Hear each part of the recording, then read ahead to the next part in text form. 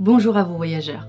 Peut-on vraiment croire que les phénomènes paranormaux racontés au sujet du Skinwalker Ranch sont uniques? Je parle des attaques de bétail, lumière étrange dans le ciel, anomalies magnétiques, apparitions de silhouettes fantomatiques. Et si tout cela n'était que la partie émergée d'une carte bien plus large? Une carte dont les points seraient des endroits de rupture entre notre monde et quelque chose d'autre.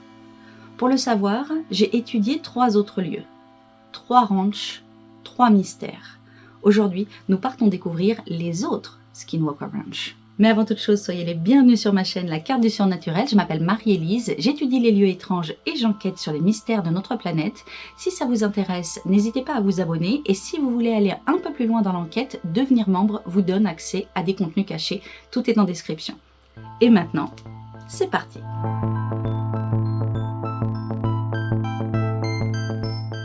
Commençons par le ranch Thomas Miller. Il est situé dans le Colorado et il a été l'objet de l'épisode 4 de la série Beyond Skinwalker Ranch qui a été diffusé en juillet 2023. Le ranch Thomas Miller est tout d'abord traversé par une route. Alors on dit que certaines routes sont maudites, qu'elles portent malheur et qu'elles semblent attirer les drames comme les aimants attirent le fer. Sur cette route, 15 accidents ont été rapportés. Je vous parle d'accidents mortels qui se sont produits au long des années et sans explication claire. Et d'ailleurs, là-bas, apparemment, les routes semblent attirer des phénomènes étranges puisque en survolant un pont, un drone a détecté quelque chose d'étrange, mais on va en parler plus tard.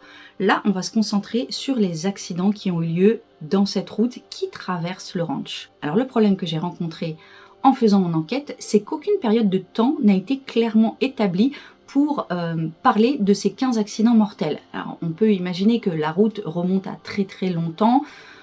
A priori, bien que j'ai cherché, on serait plutôt dans les années 50. Pour avoir des informations un petit peu plus précises, j'aurais dû consulter le Colorado Transportation Department, qui en fait est un centre qui recueille le nombre d'accidents sur les routes qui existe depuis 2007. Dans le cadre de cette enquête, je n'ai pas pu le faire, mais je me suis renseignée un petit peu. Pour comparaison, la ville la plus proche, Trinidad, a une route sur laquelle en 50 ans, il y a eu 27 décès, c'est-à-dire sur la période très exactement de 1975 à 2022. Donc quand on compare par rapport à la route qui traverse le ranch Thomas Miller avec 15 décès sur cette route, déjà la proportion semble un peu démesurée. Mais bon, là c'est que le début, parce que maintenant on va rentrer dans les phénomènes vraiment étranges. L'épisode de Beyond Skinwalker Ranch met en avant des méthodes d'investigation plutôt sérieuses. Il cite notamment la photogrammétrie, le lidar, la surveillance de certaines fréquences. Et c'est justement en survolant un pont avec un drone équipé qu'ils vont capter un signal étrange. On parle d'un pic d'énergie à 1,16 GHz. Alors pour être très clair, lorsque l'on parle d'énergie ici, on parle très concrètement d'un signal électromagnétique. J'ai essayé de savoir ce que ça voulait dire, un signal électromagnétique à 1,16 GHz. Donc c'est une fréquence qui se situe dans la bande L des radiofréquences, entre 1 et 2 GHz, et c'est une bande de fréquences qui est normalement utilisée pour certains systèmes de GPS militaires, des instruments de télémesure, des satellites de navigation et parfois des équipements scientifiques très spécifiques. Et là, on parle du survol d'un vieux pont, en fait, c'est pas quelque chose de moderne. Donc en fait, la question se pose de savoir d'où viendrait ce signal qui a été capté. A priori, il n'y a rien qui pourrait l'expliquer de façon, on va dire, claire ou logique de prime abord. Là, dans les théories qui peuvent être avancées, ça peut être une source d'énergie, on va dire, de radiofréquence inconnue ou dissimulée. Ça pose des questions. Pourquoi y aurait-il un appareil caché au niveau de ce pont? La deuxième pourrait être une interférence atmosphérique ou magnétique naturelle étrange, ce qui est assez rare. Et d'autres, bien sûr, se penchent sur des explications un peu plus paranormales. Parmi les technologies qui ont été utilisées, nous avons la photogrammétrie. Alors c'est un système de prise de photos sous différents angles qui permet de reconstituer en 3D un environnement. Il y a le lidar qui est une façon de sonder le sol et notamment de repérer les cavités, de voir le relief à la fois en surface mais aussi en sous-sol. Et il y a l'imagerie thermique qui là va se baser sur des points de chaleur, la chaleur ou la fraîcheur du sol pouvant faire émerger des anomalies qui permettent de comprendre en fait ce qu'il y a sous le sol. Et là, selon l'épisode de Beyond Skinwalker Ranch, plusieurs anomalies apparaissent. Tout d'abord, sous le vieux pont dont je viens de vous parler, il y a une anomalie en termes de radiofréquence. Ensuite, il y a eu, avec le lidar, la présence de structures géométriques souterraines. Donc a priori, si elles sont géométriques, elles ne sont pas naturelles. Avec l'imagerie thermique, ils ont vu des zones plus froide, donc ce qui pourrait laisser penser à un vide ou une cavité. Et puis là, évidemment, ils partent dans la possibilité qu'il y ait finalement un portail ou une source d'anomalie énergétique d'origine inconnue. Ça, ce sont les constatations qui sont faites sur place. Mais pourquoi on en arrive là? Et bien parce qu'il y a d'autres événements en fait vraiment très étranges qui ont convergé autour de ce ranch. Là, on est sur des anomalies, on va dire technologiques, en tout cas constatées technologiquement par l'équipe de tournage. Mais pourquoi parle-t-on de ça? Pourquoi cela viendrait alimenter des théories de l'étrange? Eh bien parce qu'il y a des événements concrets qui se sont passés au niveau du ranch Thomas Miller et qu'on va aborder tout de suite. Et ces phénomènes, c'est notamment 16 cas documentés d'anomalies sur le bétail. Alors vous allez comprendre que pour des questions de modération et aussi afin de pouvoir respecter les personnes les plus sensibles, je ne vais pas expliquer exactement ce que sont ces anomalies sur le bétail. Cela constitue en des défauts anatomiques ou en tout cas des interventions anatomiques relevées sur du bétail qui a été retrouvé décédé. C'est un phénomène courant qui est assez connu et documenté, ce n'est pas un mythe. Il y a beaucoup d'éleveurs qui en parlent, ils retrouvent des animaux décédés avec des découpes chirurgicales qui posent problème. En dehors du ranch Thomas Miller, des enquêtes ont été faites pour essayer de comprendre ce phénomène. Plusieurs choses ont été évoquées, notamment la possibilité que cela puisse être des insectes dont la façon de venir s'en prendre aux animaux décédés ne sont pas encore bien comprises et que nous n'avons pas encore vu en action, on va le dire concrètement, ou évidemment la possibilité que ce soit des groupes de personnes qui s'y connaissent très très bien en anatomie et que pour une raison on ne comprend pas encore aujourd'hui, viendraient s'en prendre à du bétail. Et là, dans le cas du ranch Thomas Miller, il y a eu 16 cas d'attaques étranges sur du bétail. C'est finalement assez énorme. Et ce genre d'événement qui fait quand même partie du domaine de l'étrange a été, pour ce ranch-là, mentionné sur différentes plateformes. J'ai essayé d'aller chercher les sources, parce que je ne peux pas m'arrêter qu'à un seul épisode qui raconte cela. Donc j'ai été chercher les sources et effectivement, a priori, ça a l'air d'être à peu près sûr. Il y a eu toutes ces attaques sur le bétail, attaques que certains disent inexpliquées, d'autres disent complètement surnaturelles, et qui viennent alimenter l'étrange, qui viennent alimenter le possible paranormal autour de ce lieu. Un reporter spécialisé dans le phénomène a été appelé, il vient du Colorado et il s'appelle Chuck Zukowski. Sur son site UFONut, Chuck explique qu'il a notamment été appelé le 13 décembre 2015 pour un cas d'attaque étrange sur du bétail dont il détaille tout précisément les événements dont je ne vous mettrai pas des photos, mais vous pouvez aller voir son site UFONut, comme une noix, ça veut dire fou des UFO, fou des ovnis, et vous pouvez aller voir un peu des photos plus parlantes et que je ne conseille pas aux âmes sensibles concernant ces attaques. Donc là, ça confirme directement la véracité des informations, puisque c'est quand même sourcé. Et ça implique directement Chuck Zukowski dans ce dossier, sur lequel j'ai un peu enquêté pour savoir qui est cette personne qui a pu aller sur place et donc recueillir autant d'informations. Il est enquêteur du paranormal, c'est un ancien réserviste du shérif adjoint dans le Colorado, donc a priori, il a déjà enquêté sur des cas divers et variés. Il est de formation technicien informatique et ingénieur ingénieur électronique et il mène depuis les années 80 des enquêtes sur justement les attaques inexpliquées sur le bétail, les apparitions d'ovnis et les phénomènes inexpliqués en général.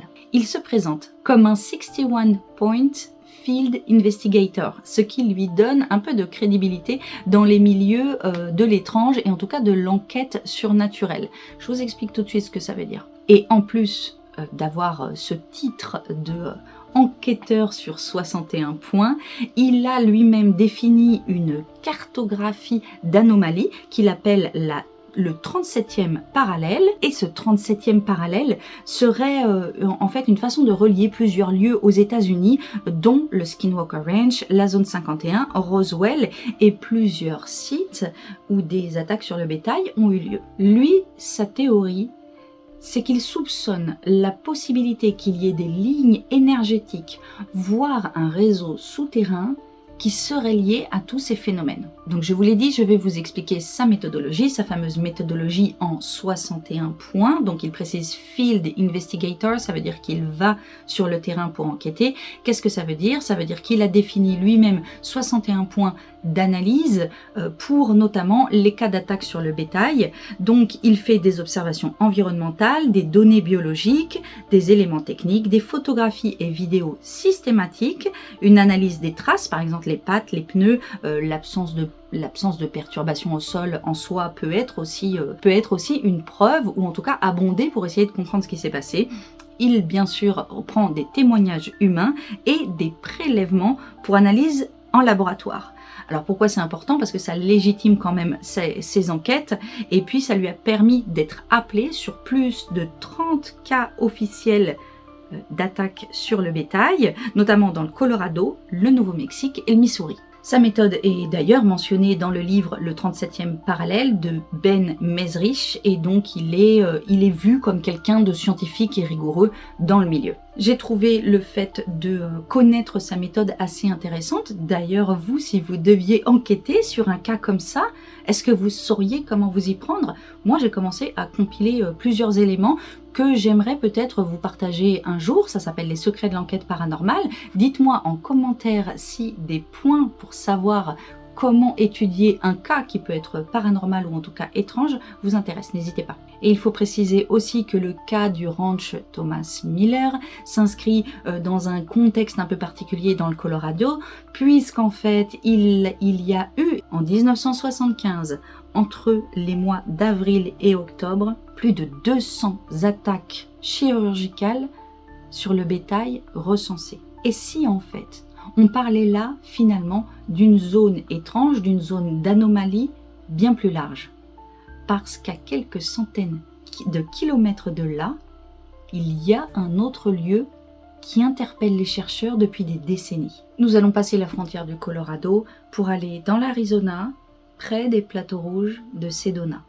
Là-bas, un ranch familial est, depuis des décennies, le théâtre d'apparitions étranges de phénomènes extrêmement surnaturels, à tel point qu'on parle de portails et là encore de possibles structures souterraines ou en tout cas d'émergence énergétique venant du sol. Et comme c'est pas loin de Sedona, on va aussi donner un contexte sur cette zone qui est très particulière. Je vous l'ai dit, on est passé en Arizona et depuis maintenant les années 60, Sedona est un haut centre spirituel New Age. Et là, à mon sens, il est important de vous donner un petit peu de documentation.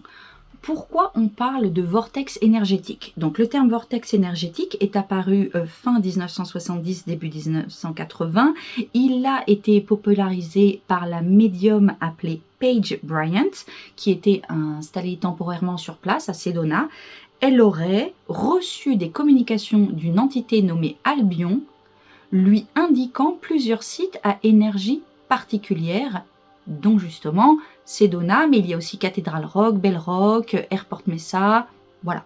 Et à partir de 1987, des rassemblements New Age, dont un qui s'appelle Harmonique Convergence, ont transformé Sedona en destination spirituelle mondiale. Et quand je vous parle de destination spirituelle mondiale, on parle aujourd'hui de 3 millions de visiteurs par an. Et même si bien sûr la communauté scientifique reste très sceptique, la plupart des visiteurs parlent de sensations particulières quand ils se rendent sur place, notamment des picotements, de la chaleur et une certaine clarté d'esprit, ce qui diverge un peu de ce qu'on entend d'habitude sur des lieux dits énergétiques. Les gens ont plutôt l'impression d'être embrouillés, de ne plus savoir où ils sont.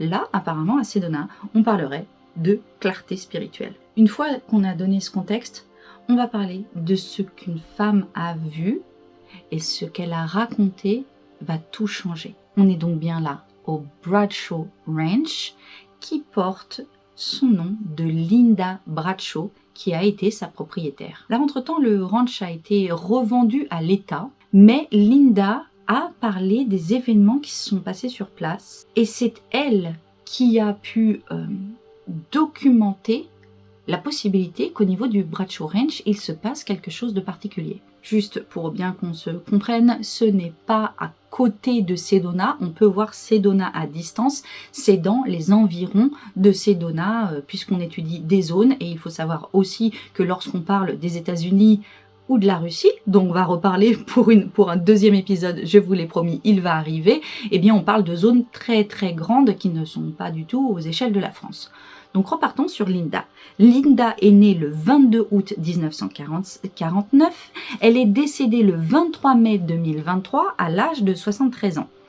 Elle est co-auteure du livre Merging Dimensions, l'incroyable saga du Ranch Bradshaw qu'elle a édité en 2020 avec Tom Bongo. Elle y relate dès 1992 des orbes lumineux, des entités, des ovnis et des portails qui sont apparus chez elle. Avec ces événements, elle parle d'une véritable transformation personnelle. Ce qu'elle a vu l'aurait changé profondément. Pour citer une partie de ce qu'elle dit, elle parle d'orbes magnifiques de lumière et d'énergie effrayante, des gris et des magnifiques êtres, ainsi que de portails. Après le rachat du ranch par des tiers en 2001, elle est partie habiter dans le Montana, mais elle a continué à enseigner dans le domaine des phénomènes paranormaux. C'est entre 1992 et 2001 que Linda Bradshaw, aidée de Tom Bongo, qui est un ufologue très connu, ont rapporté une accumulation de phénomènes inexpliqués sur le site, au Bradshaw Ranch, dont on va vous parler.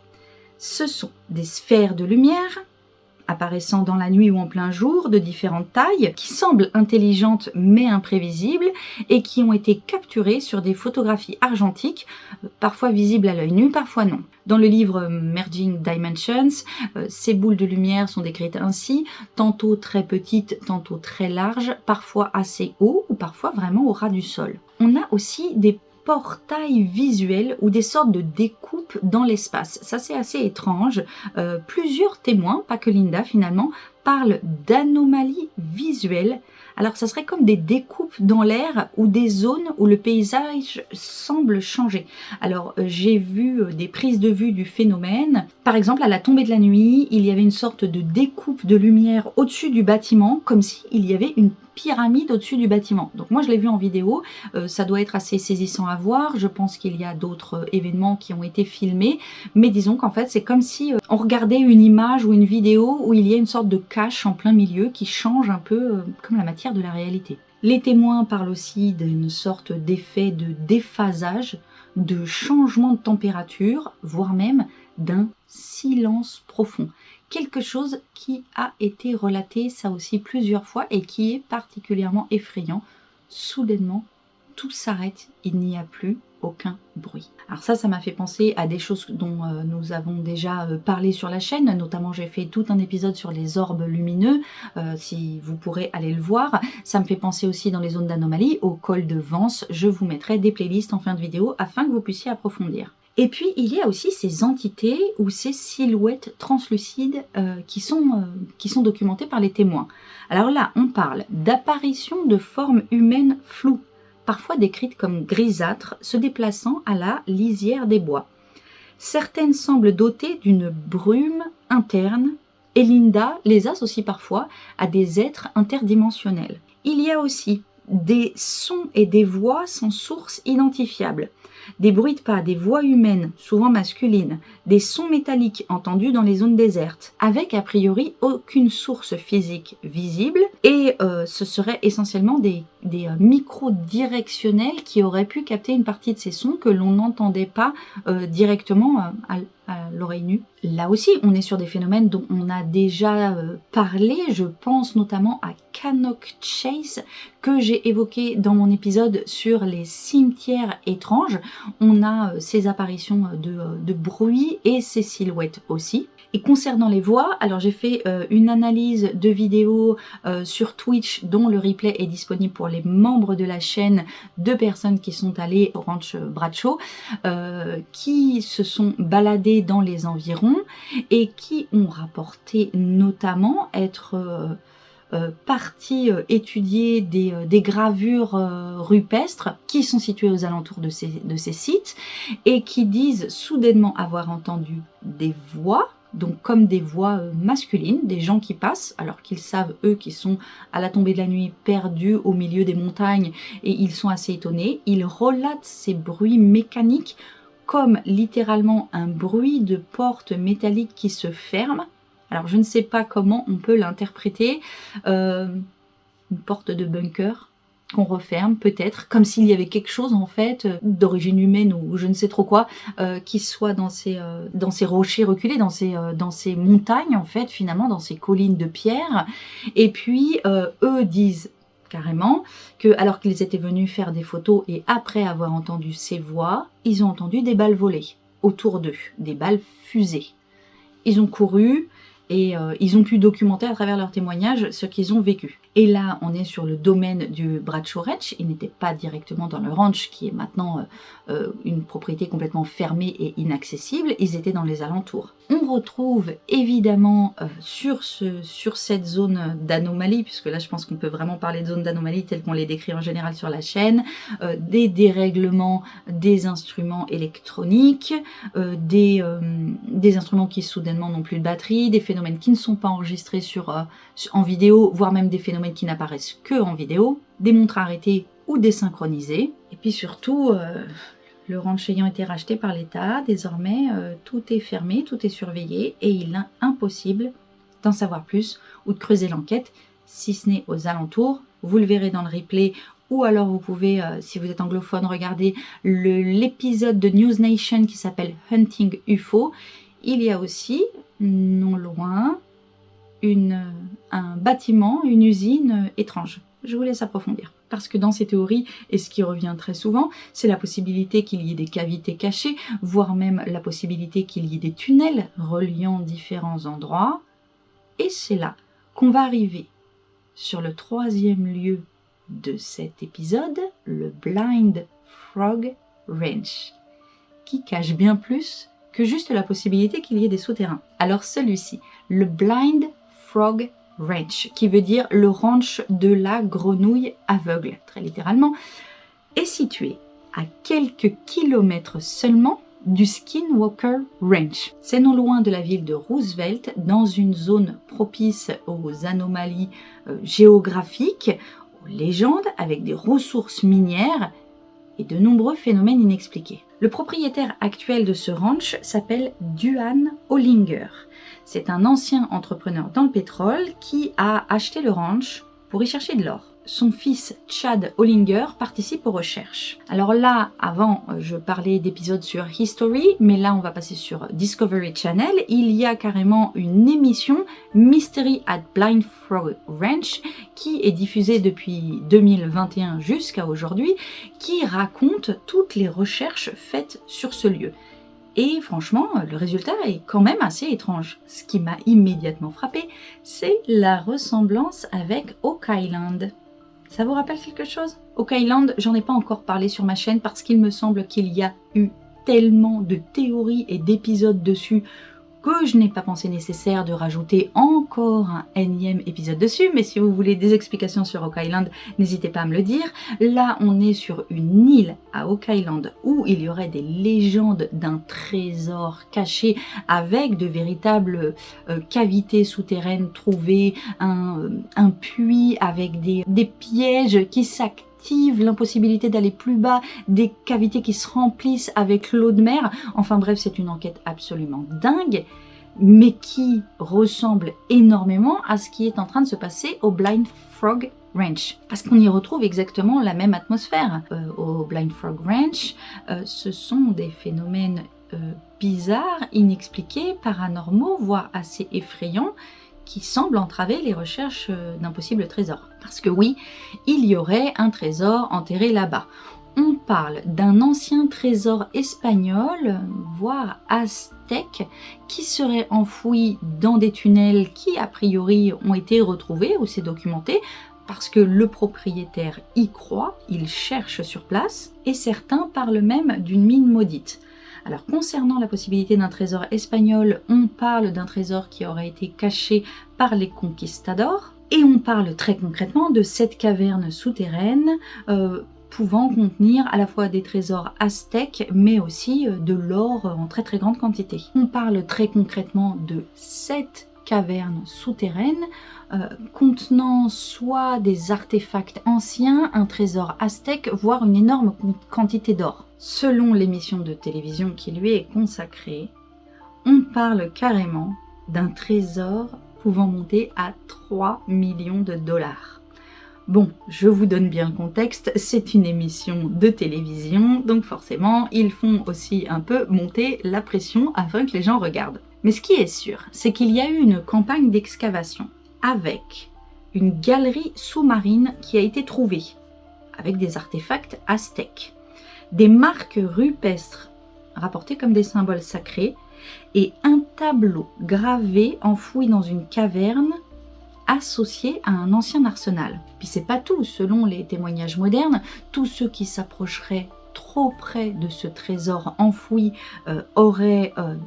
rencontreraient des anomalies magnétiques, des pertes de données, voire même des malaises physiques.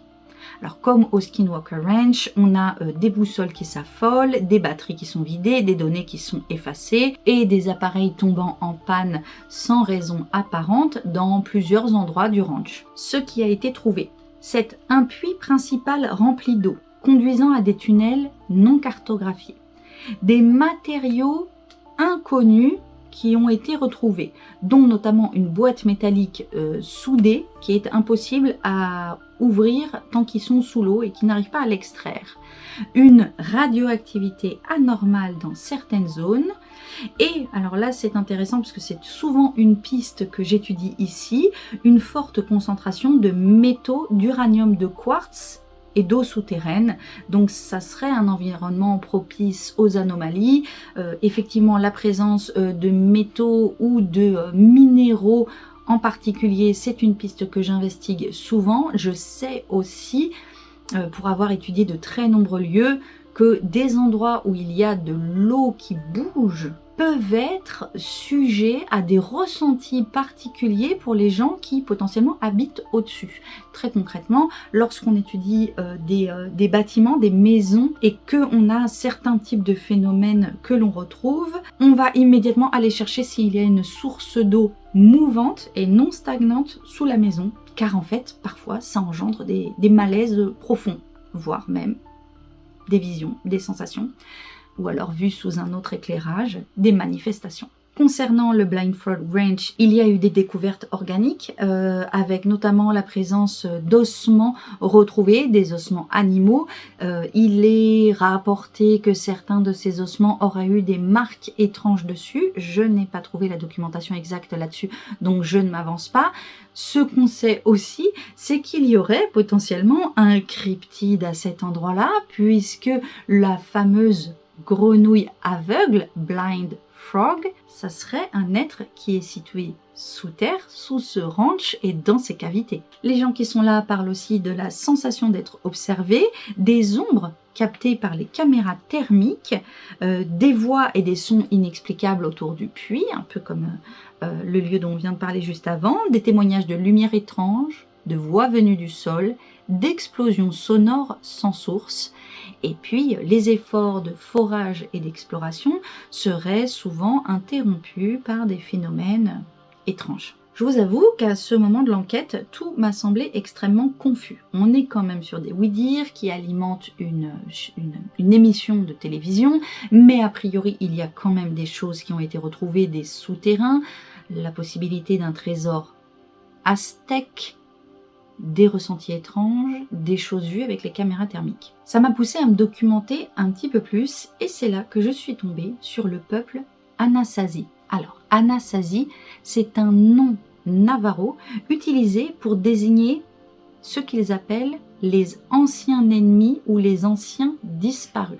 Alors, c'était une civilisation précolombienne qui a vécu principalement dans 4 coins des États-Unis actuels, l'Arizona, le Nouveau-Mexique, le Colorado et l'Utah, donc l'Utah, là où est le ranch dont nous parlons. Aujourd'hui, on les appelle plus volontiers le peuple ancestral pour éviter l'usage du mot Anasazi qui, comme vous l'avez compris, vient du Navarro et qui a une connotation péjorative. Ce peuple est assez connu pour ses impressionnantes constructions, notamment en pierre, ainsi que des pueblos, des villages creusés dans la falaise, comme à Mesa Verde ou à Chaco Canyon, dont certains datent d'il y a plus de 1000 ans. Ce qui est étonnant avec les Anasazi, c'est aussi leur disparition soudaine. Vers le 8e siècle, la majorité des villages Anasazi ont été abandonnés soudainement, parfois en quelques décennies et sans explication claire. Et les indices retrouvés sont plutôt troublants.